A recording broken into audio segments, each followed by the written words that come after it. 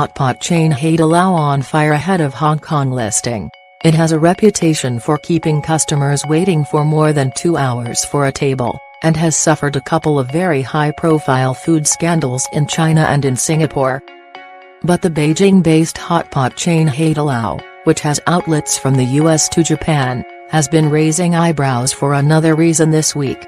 Haidilao International Holding, the hotpot restaurant's owner, looks like it's on track to raise 7.3 billion Hong Kong dollars, $935 million, £711 million, via its much-talked-about initial public offering in Hong Kong.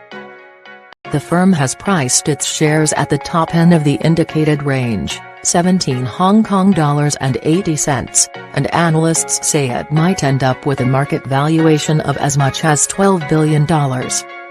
Forbes recently estimated that Haidilao co-founder Zhang Yong will have a fortune of as much as $8.3 billion after the firm has listed, making him one of China's richest restaurant operators.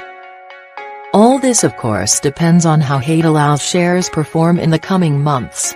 Some of the most anticipated tech debuts in Hong Kong this year have disappointed, and analysts say that the food and beverage industry can be just as fickle. Never heard of hotpot? Well, it's a pretty common meal in China and across other parts of Asia. Funnily enough, it involves a very big hot pot of broth, which is usually positioned or sunk into the middle of a table.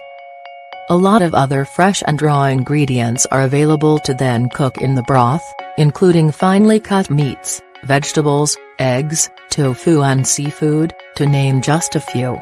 Diners delight in popping their choice of ingredients and spices into the hot pot, cooking it up, and sharing it around the table.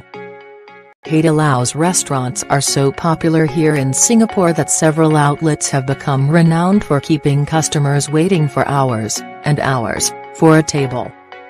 That's not necessarily a good thing, but the international chain has also now become well known for entertaining customers while they wait to eat. Manicurists are employed to offer a complimentary nail service, there are play areas for children, masseurs offer neck rubs, and some restaurants even have photo booths to print pictures while you wait.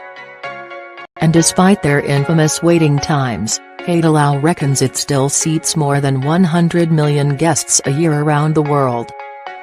The growth that Mr. Zhang's hotpot chain, which he started in 1994 in China's Sichuan province, has seen in recent years is also quite something.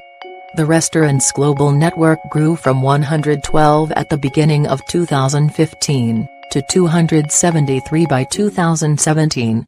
By halfway through this year it had expanded to 341 outlets. And it's still growing.